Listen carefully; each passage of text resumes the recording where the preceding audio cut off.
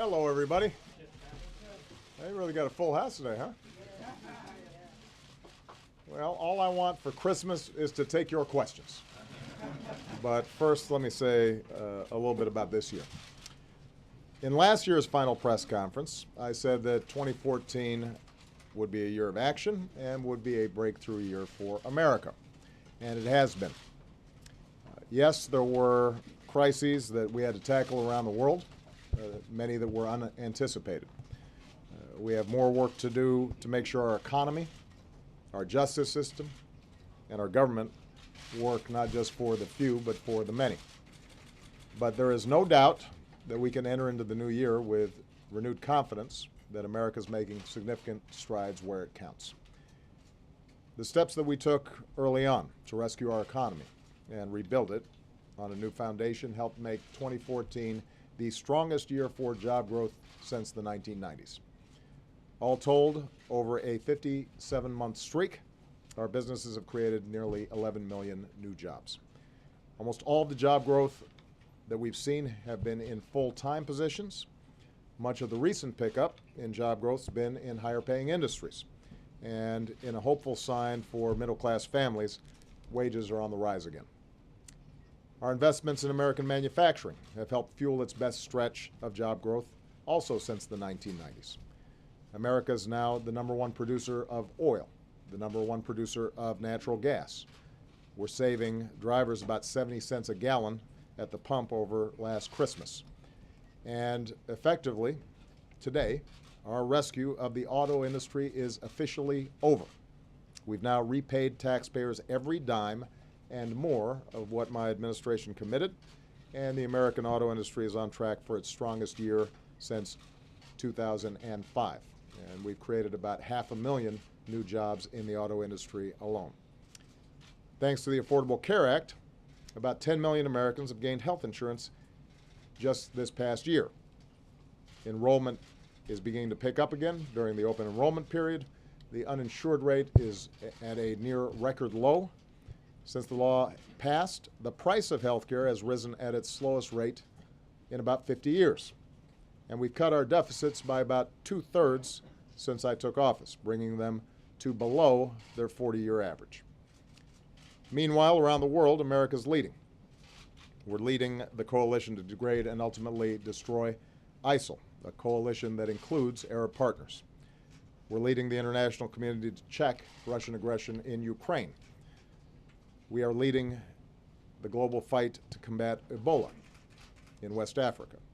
And we are preventing an outbreak from taking place here at home. We're leading efforts to address climate change, including last month's joint announcement with China that's already jump-starting new progress in other countries. We're writing a new chapter in our leadership here in the Americas by turning a new page on our relationship with the Cuban people. And in less than 2 weeks, after more than 13 years, our combat mission in Afghanistan will be over. Today, more of our troops are home for the holidays than any time in over a decade. Still, many of our men and women in uniform will spend Christmas in harm's way, and they should know that the country is united in support of you and grateful not only to you but also to your families. The 6 years since the crisis have demanded hard work and sacrifice on everybody's part. But as a country, we have every right to be proud of what we've accomplished. More jobs, more people insured, a growing economy, shrinking deficits, bustling industry, booming energy. Pick any metric that you want, America's resurgence is real. We are better off.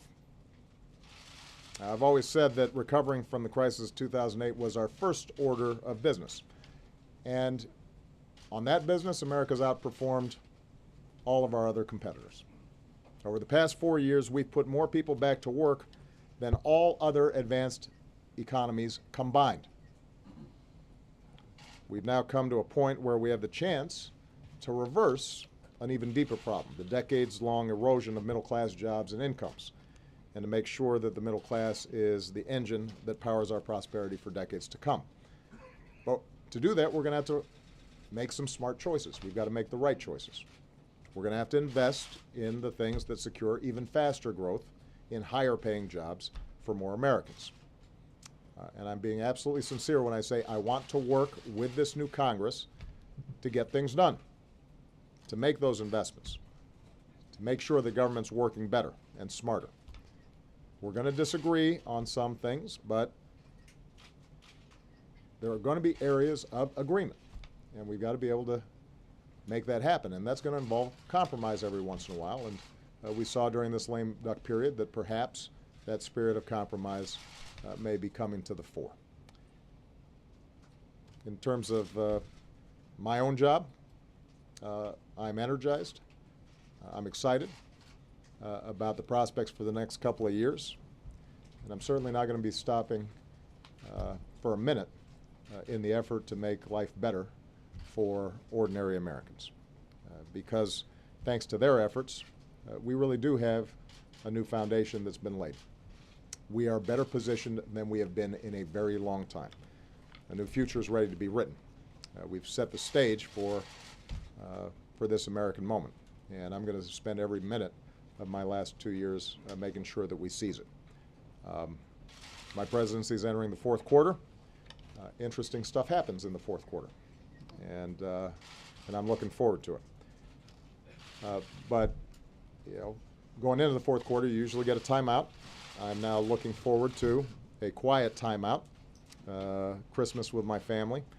So I want to wish everybody a Merry Christmas, a Happy Hanukkah, a Happy New Year. I hope that all of you get some time to spend with your families as well, because one thing that we share is that we're away too much from them. And now, Josh has given me the who's been naughty and who's been nice list, and I'm going to use it to take some questions. And we're going to start with Carrie Buda, Brown of Politico. There you go, Carrie. Thank you, Mr. President. Start on North Korea, because that seems to be the biggest topic today. What does a proportional response look like to the Sony hack? And did Sony make the right decision in pulling the movie, or does that set a dangerous precedent when faced with this kind of situation? Well, let me address the second question first. Sony's a corporation.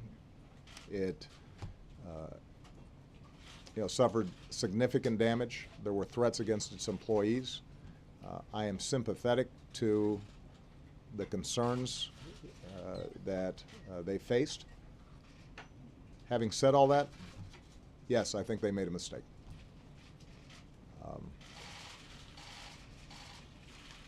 In this interconnected digital world, there are going to be opportunities for hackers to engage in cyber assaults, both in the private sector and the public sector. Now, our first order of business is making sure that we do everything to harden sites and prevent those kinds of attacks from taking place. When I came into office, I stood up a cybersecurity interagency team to look at everything that we could do at the government level to prevent these kinds of attacks. We've been coordinating with the private sector, but a lot more needs to be done. We're not even close to where we need to be. And one of the things in the new year that I hope Congress is prepared to work with us on is strong cyber security laws that allow for information sharing across private sector platforms as well as the public sector, so that we are incorporating best practices and preventing these attacks from happening in the first place. But even as we get better, the hackers are going to get better too. Some of them are going to be state actors. Some of them are going to be non-state actors. All of them are going to be sophisticated, and many of them can do some damage. We cannot have a society in which some dictator someplace can start imposing censorship here in the United States. Because if somebody is able to intimidate folks out of releasing a satirical movie, imagine what they start doing when they see a documentary that they don't like. or news reports that they don't like. Or even worse, imagine if producers and distributors and others start engaging in self-censorship because they don't want to offend the sensibilities of somebody whose sensibilities probably need to be offended.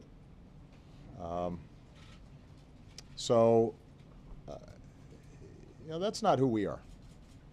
That's not what America's about. Again, I'm sympathetic that Sony, as a private company, was worried about liabilities and this and that and the other. I wish they'd spoken to me first. I would have told them, do not get into a pattern in which you're intimidated by these kinds of criminal attacks. Imagine if, instead of it being a cyber threat, somebody had broken into their offices and destroyed a bunch of computers and stolen disks. And is that what it takes for suddenly you to pull the plug on something? We'll engage with not just the film industry, but the news industry and the private sector around these issues. We already have. We will continue to do so. But I think all of us have to anticipate occasionally there are going to be breaches like this. They're going to be costly. They're going to be serious. We take them with the utmost seriousness. But we can't start changing our patterns of behavior any more than we stop going to a football game because there might be the possibility of a terrorist attack. Any more than Boston didn't run its marathon this year because of the possibility that somebody might try to cause harm. Let's not get into that way of doing business. Can you just say what the response would be to this attack, and then So, also would you consider taking some sort of symbolic step like watching the movie yourself or doing some sort of screening here? I've got a long list of movies I'm going to be watching. Will this be one? I never release my full movie list. But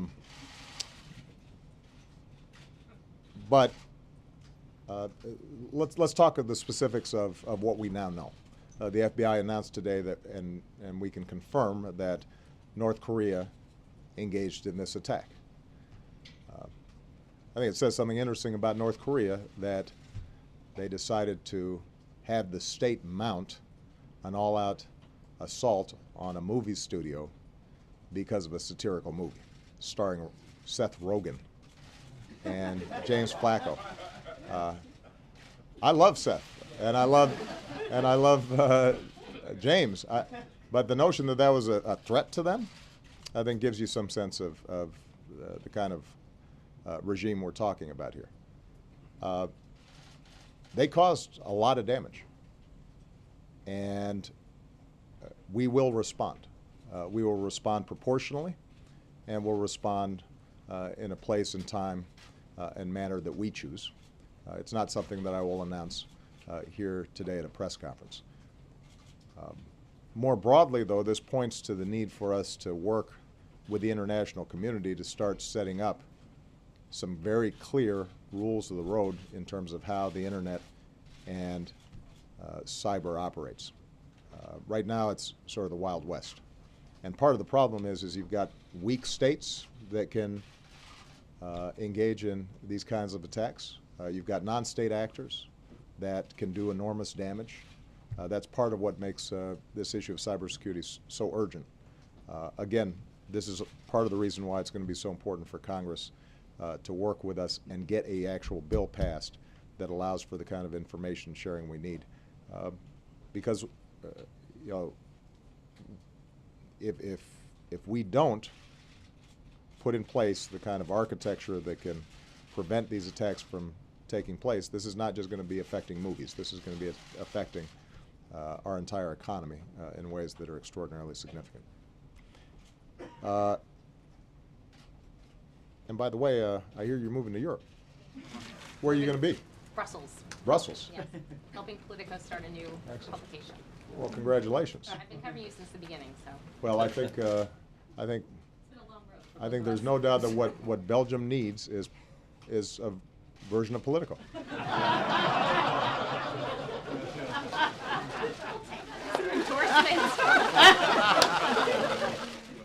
Yeah, the waffles are delicious there, by the way. The Cheryl Bowen, you've been naughty. Cheryl, go ahead. Go ahead. Thank you, Mr. President. Looking ahead to your work with Congress next year, you've mentioned as an area of possible compromise tax reform. And so I am wondering, do you see a Republican Congress as presenting a better opportunity for actually getting tax reform next year? Will you be putting out a new proposal? Are you willing to consider both individual and corporate side of the tax ledger there? And also, are you still concerned about corporate inversions?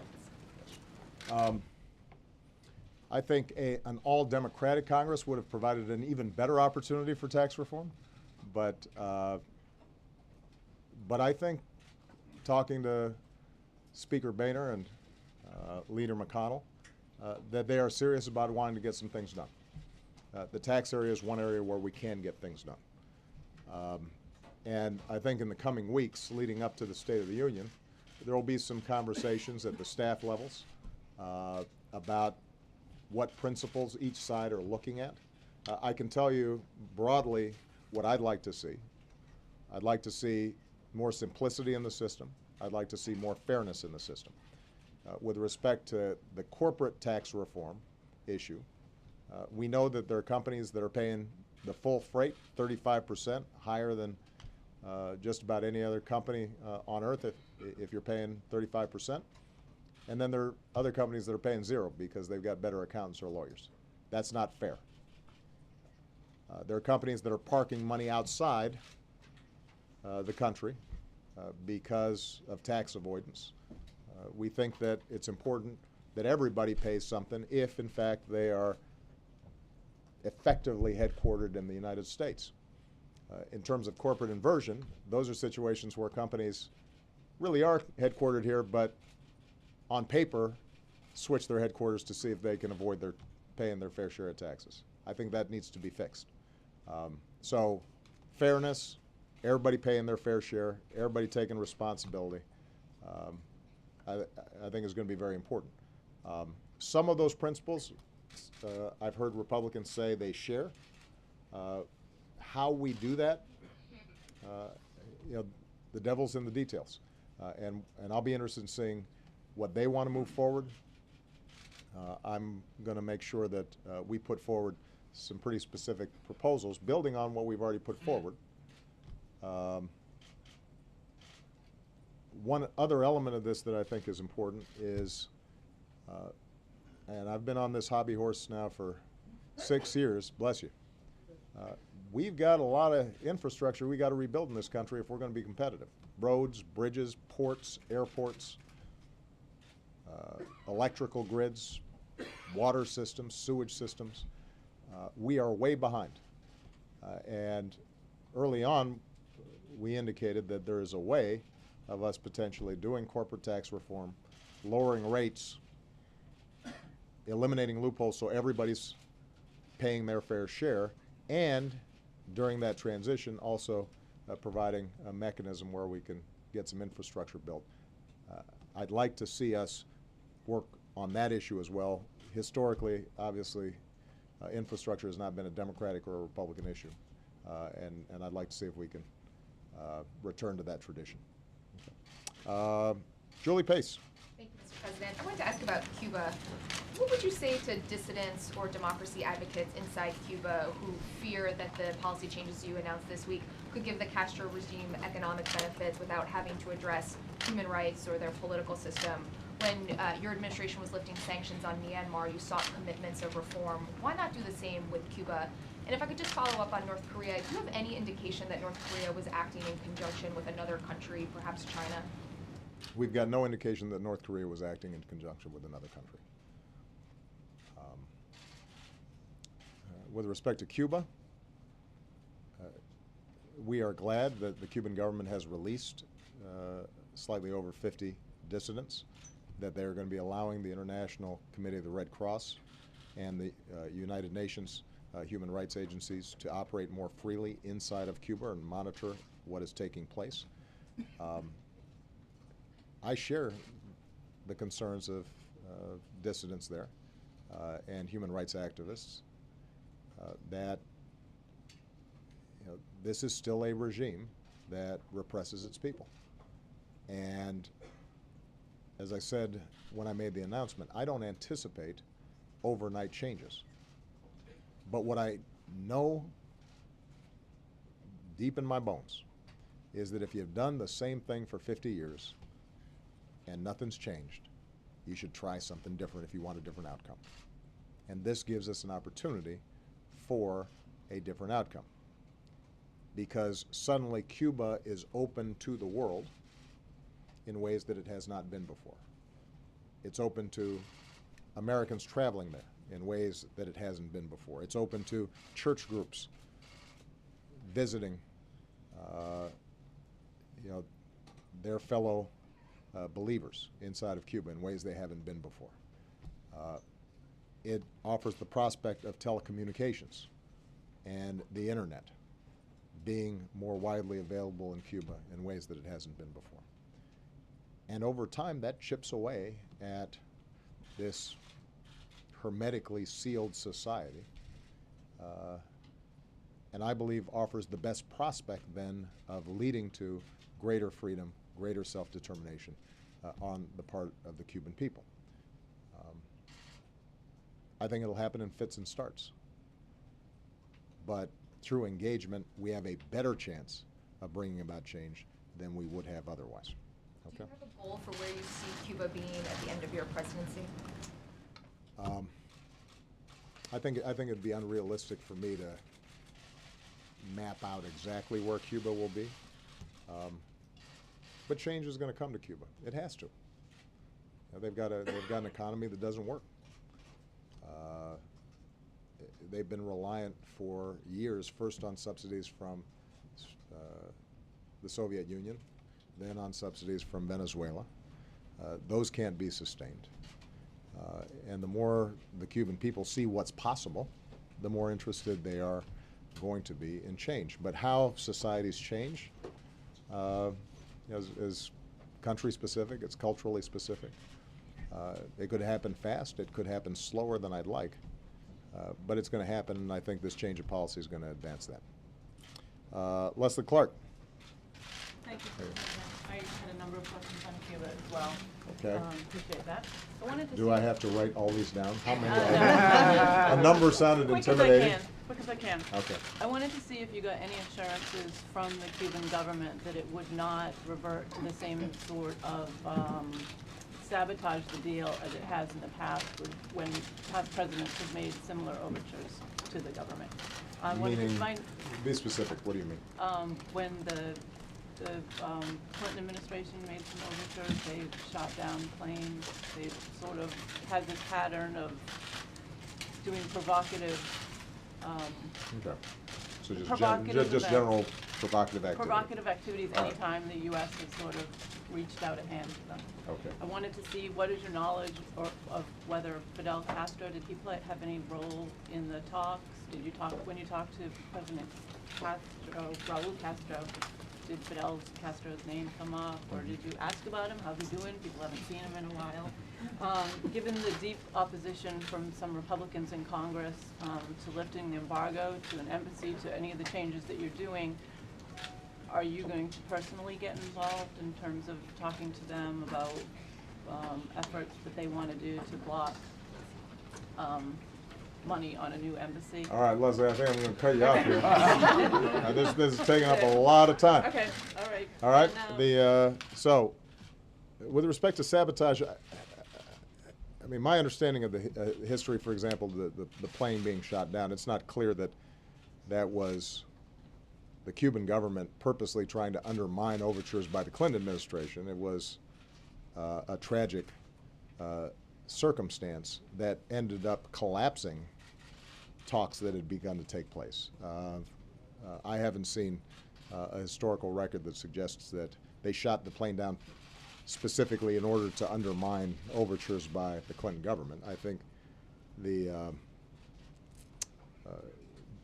it is not precedented for the President of the United States and the President of Cuba to make an announcement at the same time that they are moving towards normalizing relations. So there hasn't been anything like this in the past. That doesn't mean that over the next 2 years we can't anticipate them taking certain actions that we may end up finding deeply troubling, either inside of Cuba or with respect to their foreign policy. And that could put significant strains on the relationship. But that's true of a lot of countries out there where we have an embassy. And the whole point of normalizing relations is that it gives us a greater opportunity to have influence with that government than not. So I would be surprised if the Cuban government purposely tries to undermine what is now effectively its own policy. I wouldn't be surprised if they take at any given time actions that we think are a problem. And we will be in a position to respond to whatever actions they take the same way we do with a whole range of countries around the world when they do things we think are wrong.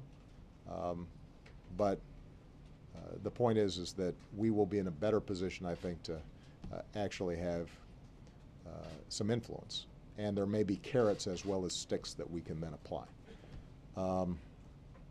The only way that Fidel's name came up, I think I may have mentioned this in the David Muir article interview that I did, was I delivered a fairly lengthy statement at the front end about how we're looking forward to a new future in the relationship between our two countries, but that we are going to continue to press on issues of democracy and human rights, which we think are important. You know, my opening remarks probably took about 15 minutes, which on the phone is a pretty long time. And at the end of that, he said, Mr. President, you're still a young man. Perhaps you have the At the end of my remarks, I apologized for taking such a long time, but I wanted to make sure that before we engage in the conversation that he was very clear about where I stood. He said, "Oh, don't worry about it, Mr. President. You're still a young man, and you have still the chance to break Fidel's record. He once spoke 7 hours straight." And then President Castro proceeded to deliver his own preliminary remarks that lasted at least twice as long as mine. And then I was able to say, obviously, it runs in the family. But that was the only discussion of Fidel Castro that we had.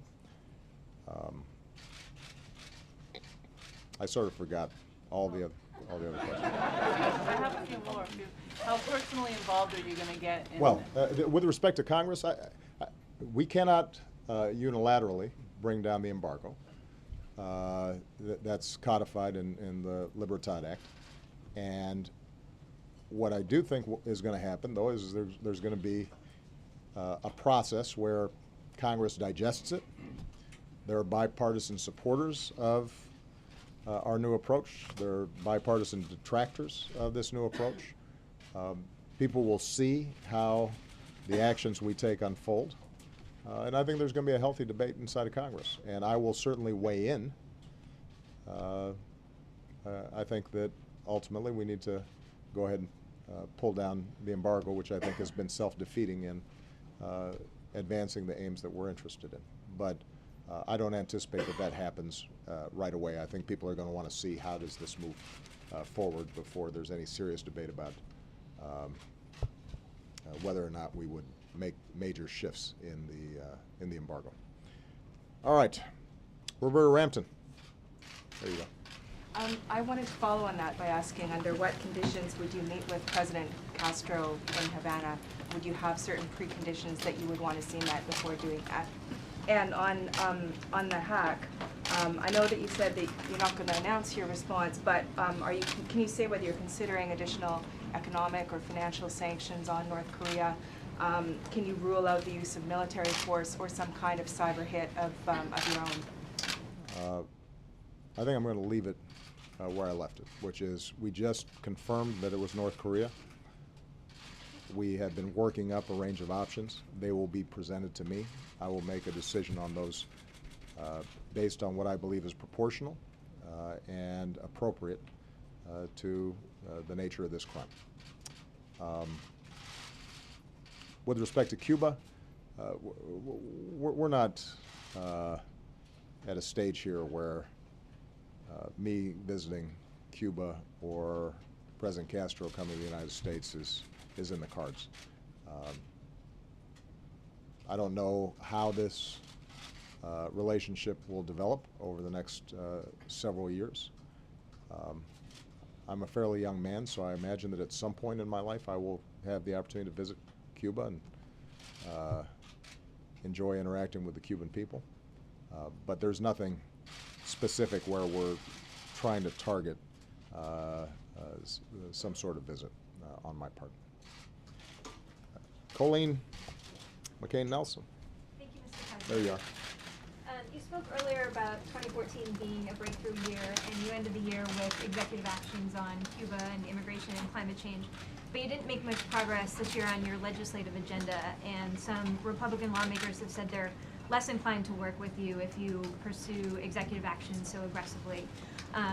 Are you going to continue to pursue executive actions if that creates more roadblocks for your legislative agenda? Or have you concluded that it's not possible to break the fever in Washington and the partisan gridlock here? I think there are real opportunities to get things done in Congress. As I said before, I take Speaker Boehner and Mitch McConnell at their words that they want to get things done. I think the American people would like to see us get some things done. The question's going to be, are we able to separate out those areas where we disagree and those areas where we agree? I think there are going to be some tough fights on areas where we disagree. If Republicans seek to take health care away from people who just got it, they will meet stiff resistance from me. If they try to water down consumer protections that we put in place in the aftermath of the financial crisis, I will say no. And I'm confident that I'll be able to uphold vetoes of those types of provisions. But on increasing American exports, on simplifying our tax system, on rebuilding our infrastructure, my hope is that we can get some things done. I've never been persuaded by this argument that if it weren't for the executive actions, they would have been more productive. There's no evidence of that. So I intend to continue to do what I've been doing, which is where I see a big problem and the opportunity to help the American people, and it is within my lawful authority to provide that help, I'm going to do it. And I will then, side by side, reach out to members of Congress, reach out to Republicans and say, let's work together. I'd rather do it with you. Immigration's the classic example. I was really happy when the Senate passed a bipartisan comprehensive immigration bill. And I did everything I could for a year and a half to provide Republicans the space to act, and showed not only great patience but flexibility, saying to them, look, if there are specific changes you'd like to see, we're willing to compromise. We're willing to be patient. We're willing to work with you. Ultimately, it wasn't forthcoming. And so, you know, the question's going to be, I think, if executive actions on areas like minimum wage or equal pay or having a more sensible immigration system are important to Republicans, if they care about those issues and the executive actions are bothering them, there is a very simple solution, and that is pass bills and work with me to make sure I'm willing to sign those bills. Because both sides are going to have to compromise. On most issues, in order for their initiatives to become law, I'm going to have to sign off.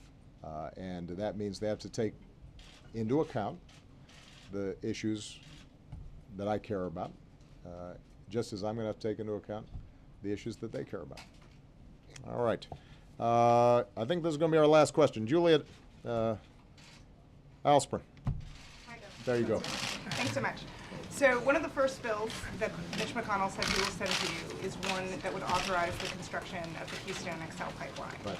When you've talked about this in the past, you've minimized the benefits and you've highlighted some of the risks associated with that project. I'm wondering if you could tell us both what you would do when faced with that bill, given the Republican majority that we'll have in both chambers, and also what do you see as the benefits? And given the precipitous drop we've seen in oil prices recently, does that change the calculus in terms of how it would contribute to climate change and whether you think it makes sense to go ahead with that project?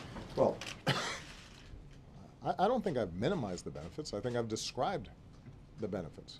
If at issue in Keystone is not American oil, it is Canadian oil that is drawn out of tar sands in Canada.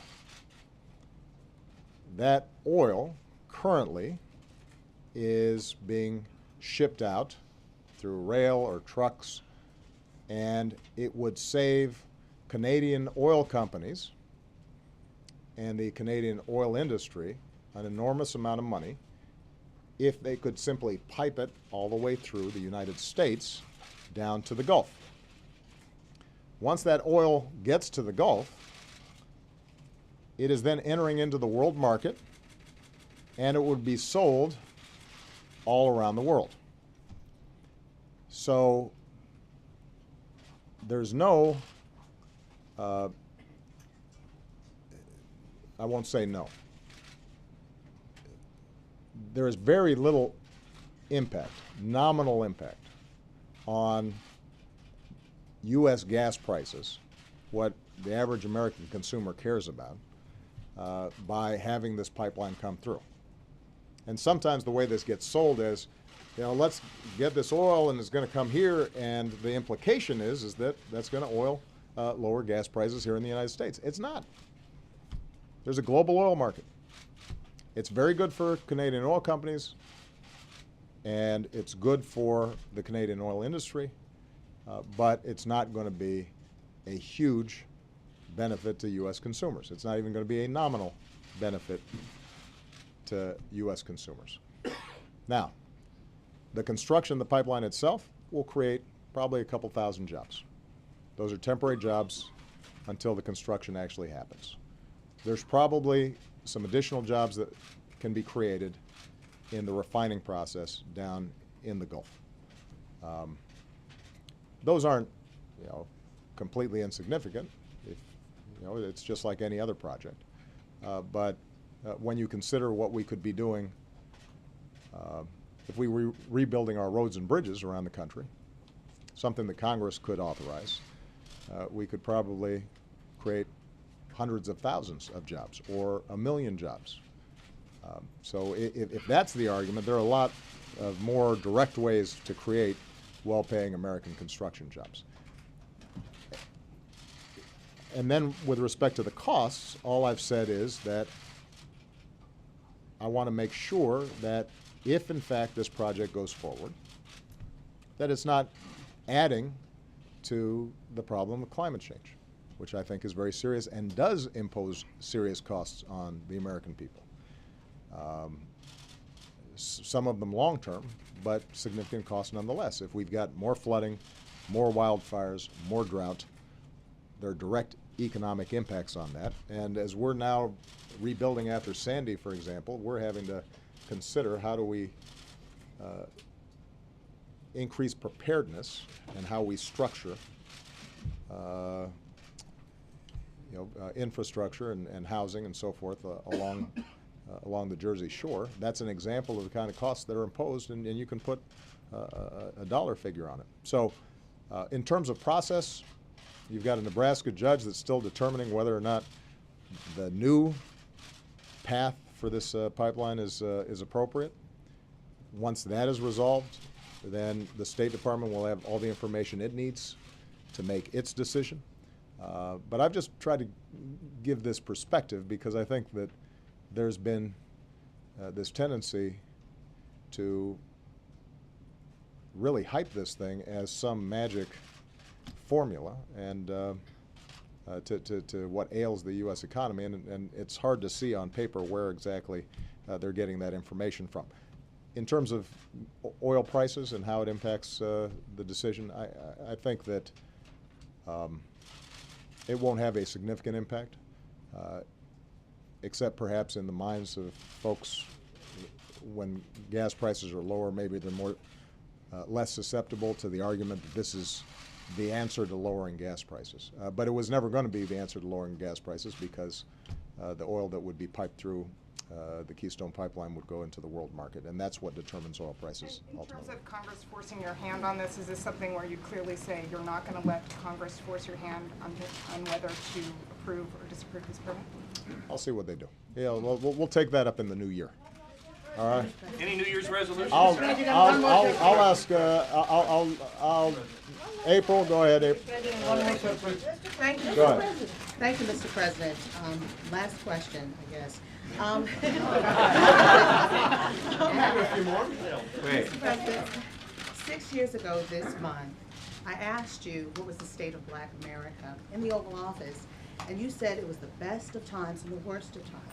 You said it was the best of times in the sense that there has never been more opportunity for African Americans who have received a good education, and the worst of times for unemployment and the lack of opportunity.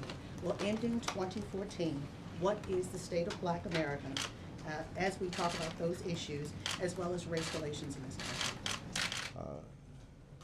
Like the rest of America, Black America in the aggregate is better off now than it was when I came into office. The jobs that have been created, the people who've gotten health insurance, the housing equity that's been recovered, the 401 pensions that have been recovered, a lot of those folks are African American. They're better off than they were. The gap between income and wealth of white and Black America persists, and we've got more work to do on that front. I've been consistent in saying that this is a legacy of a troubled racial past, Jim Crow and slavery. That's not an excuse for Black folks, and I think the overwhelming majority of Black people understand it's not an excuse. They're working hard, they're out there hustling and trying to get an education, trying to send their kids to college, but they're starting behind oftentimes in the race. And what's true for all Americans is we should be willing to provide people a hand up, not a handout, but help folks get that good early childhood education, help them graduate from high school, help them afford college. If they do, they're going to be able to succeed, and that's going to be good for all of us. And we've seen some progress. The education reforms that we've initiated are showing measurable results. We have the highest high school graduation that we've seen in a very long time. We are seeing record numbers of young people attending college. In many states that have initiated reforms, you're seeing progress in math scores and reading scores for African American and Latino students, as well as the broader population. But we've still got more work to go.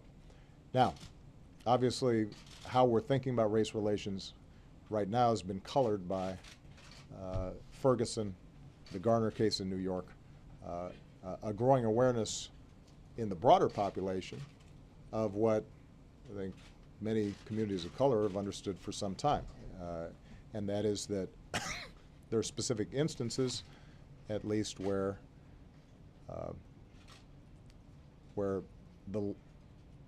law enforcement doesn't feel as if it's being applied in a colorblind fashion. The task force that I formed is supposed to report back to me in 90 days, not with a bunch of abstract musings about race relations, but some really concrete, practical things that police departments and law enforcement agencies can begin implementing right now to rebuild trust between communities of color and the police department. And my intention is to, as soon as I get those recommendations, to start implementing. Some of them we'll be able to do through executive action. Some of them will require congressional action. Some of them will require action on the part of states and local jurisdictions.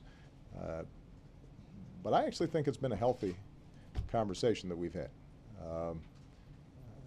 These are not new phenomena. The fact that they're now surfacing, in part because people are able to film what have just been in the past stories passed on around a kitchen table, allows people to make their own assessments and evaluations. And you're not going to solve the problem if it's not being talked about. In the meantime, we've been moving forward on criminal justice reform issues more broadly. One of the things I didn't talk about in my opening statement is the fact that last year was the first time in 40 years where we had the federal prison population go down and the crime rate go down at the same time, which indicates the degree to which it's possible for us to think smarter about who we're incarcerating, how long we're incarcerating, how are we dealing with nonviolent offenders, how are we dealing with drug offenses, diversion programs, drug courts. We can do a better job of, and save money in the process by initiating some of these reforms. And I've been really pleased to see that we've had Republicans and Democrats in Congress who are interested in these issues as well. The one thing I will say, and this is going to be the last thing I say, is that